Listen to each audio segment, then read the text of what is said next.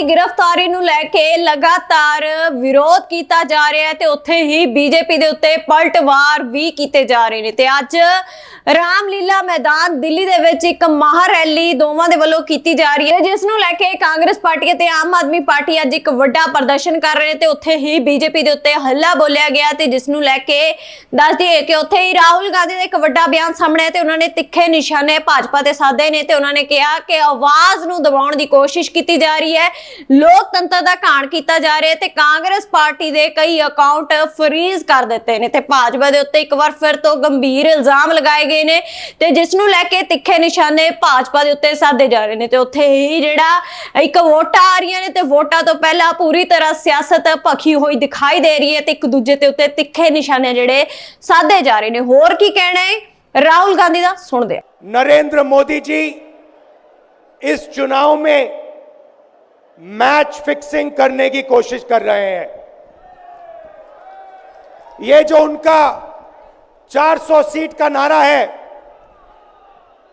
ये बिना ईवीएम के, बिना मैच फिक्सिंग के, बिना सोशल मीडिया और प्रेस पर दबाव डालकर खरीदकर ये 180 पार नहीं होने जा रहा है। सब मिलाकर आप देखिए, कांग्रेस पार्टी विपक्ष की सबसे बड़ी पार्टी है। हमारे सारे के सारे बैंक अकाउंट बंद कर दिए गए हैं। चुनाव के बीच में देश की सबसे बड़ी ऑपोजिशन की पार्टी के सारे अकाउंट बंद कर दिए। हमें कैंपेन चलाना है, हमें लोगों को प्रदेशों में भेजना है, पोस्टर लगवाने हैं, सारा का सारा जो हमारे रिसोर्सेज हैं, बैंक अकाउंट बंद कर दिए गए। तो ये कैसा चुनाव हो रहा है? नेताओं को धमकाया जाता है,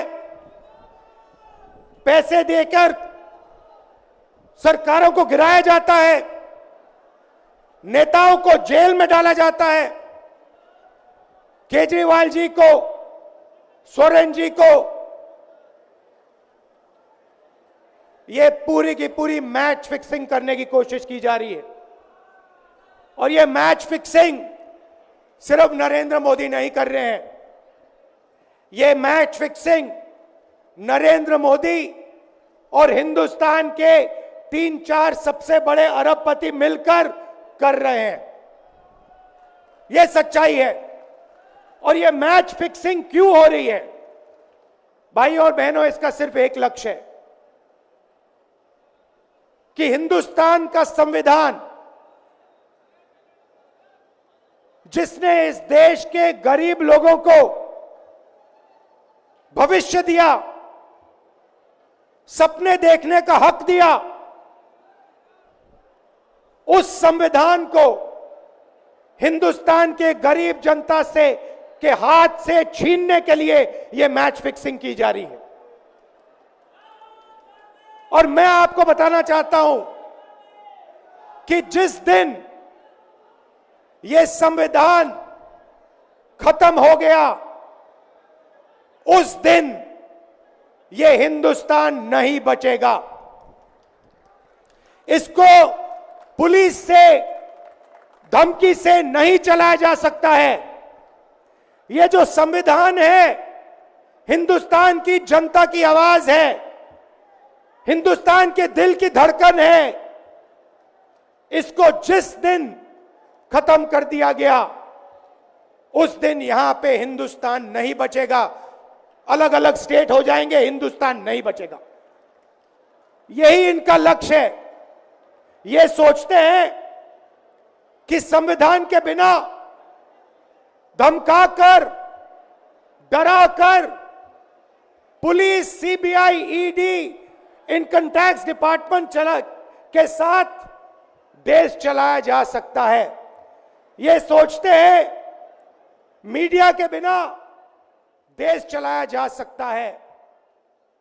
आप मीडिया को खरीद सकते हो, आप मीडिया को दबा सकते हो, आप मीडिया के रिपोर्टर्स का मुंह बंद कर सकते हो, मगर आप हिंदुस्तान की आवाज को नहीं दबा सकते हो। इस आवाज को कोई नहीं दबा सकता। दुनिया में कोई ताकत नहीं है जो इस आवाज को दबा सकती है। भाइयों और बहनों, बीजेपी के एमपी ने कहा कि जैसे ही हम चुनाव जीतेंगे, मैच फिक्स करके 400 सीटें जीतेंगे, वैसे ही हम संविधान को बदल देंगे, संविधान को रद्द कर देंगे। यह ऐसे ही नहीं बोला गया, यह टेस्ट करने के लिए, आइडिया टेस्ट करने के लिए बीजेपी के एमपी ने बोला है। यह लड़ाई संविधान को बचाने की लड़ाई है। जैसे अखिलेश जी ने कहा, संविधान चला जाएगा, गरीबों के हक चले जाएंगे, आरक्षण चला जाएगा, और जो आपका धन है, गरीबों का धन है, किसानों का धन है, मजदूरों का धन है, वो 5-6 लोगों के हाथ में चला जाएगा। नोटबंदी की, जीएसटी लागू किया। मुझे बताइए, जीएसटी से, नोटबंदी से किस गरीब व्यक्ति को फायदा हुआ? किस छोटे दुकानदार को फायदा हुआ? किस किसान को फायदा हुआ? किस बेरोजगार युवा को फायदा हुआ? किसी को नहीं। 40 साल से सबसे ज्यादा बेरोजगारी हिंदुस्तान में आज है।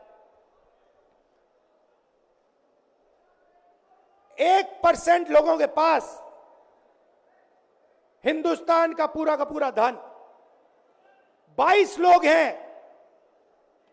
जितना धन उतने उनके हाथ में है, उतना ही धन 70 करोड़ लोगों के हाथ में है। ये संविधान को क्यों मिटाना चाहते हैं? क्योंकि आपका धन जो है आपसे छीनना चाहते हैं। मैंने जाति जनगणना की बात की, किसानों के एमएसपी की बात की, युवाओं को रोजगार देने की बात की। यही देश के सामने सबसे बड़े मुद्दे हैं। मगर एक बात याद रखिए, अगर आप लोगों ने पूरे दम से वोट नहीं दिया तो इनकी मैच फिक्सिंग कामयाब हो जाएगी। यह आप भूलिए मत। और जिस दिन मैच फिक्सिंग कामयाब हो गई, उस दिन आपका संविधान, हमारा संविधान खत्म हो जाएगा। जिस दिन संविधान खत्म हो गया, उस दिन हिंदुस्तान के दिल पर एक बहुत बड़ी चोट लगेगी। तो ये जो चुनाव है, ये चुनाव कोई मामूली चुनाव नहीं है।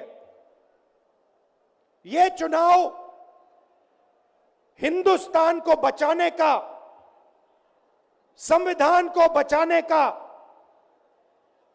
और जो गरीबों का हक है, किसानों का हक है, पिछड़े वर्गों का, दलितों का, आदिवासियों का, गरीब जनरल कास्ट के लोगों का हक है, उसको बचाने का हक है, उसको बचाने का चुनाव है। यह बात आप याद रखिए, क्योंकि अगर यह चुनाव जहां मैच फिक्सिंग की जा रही है, वो पूरे देश को दिख रहा है, बीजेपी के लोग कह रहे हैं। कल में से एक व्यक्ति मिलने आया, मुझे कहता है, मैं ट्रेन से आया, मेरे साथ बीजेपी के कार्यकर्ता बैठे थे, उन्होंने कहा कि कुछ ना कुछ गड़बड़ है। यह सच्चाई है। इलेक्शन कमीशन के लोगों को नरेंद्र मोदी जी ने बैठाया, दो नेताओं को, दो चीफ मिनिस्टरों को जेल में डाला। चुनाव से कुछ ही महीने पहले अगर डालना था तो 6 महीने बाद डाल देते, 6 महीने पहले डाल देते। नहीं, चुनाव से 2-3 महीने पहले दो चीफ मिनिस्टर को डालना था। आपने हमारे बैंक अकाउंट बंद किए। बैंक अकाउंट बंद करने थे, 6 महीने पहले करते, 1 साल पहले करते, 6 महीने बाद करते, कोई फर्क नहीं पड़ता। आप चाहते हो कि विपक्ष चुनाव ना लड़ पाए और इसीलिए आपने कांग्रेस पार्टी के बैंक अकाउंट रद्द किए, आपने इलेक्शन कमीशन में अपने लोग बैठाए, आप जुडिशरी पे दबाव डाल रहे हो क्योंकि आप चाहते हो कि मैच फिक्स हो, संविधान रद्द किया जाए और आप सत्ता में रहो। मगर भाइयों और बहनों, मैं सच बोलता हूं और मेरी बात आप अच्छी तरह सुन लो। अगर हिंदुस्तान में मैच फिक्सिंग का चुनाव बीजेपी जीते और उसके बाद संविधान को उन्होंने बदला, तो इस पूरे देश में आग लगने जा रही है।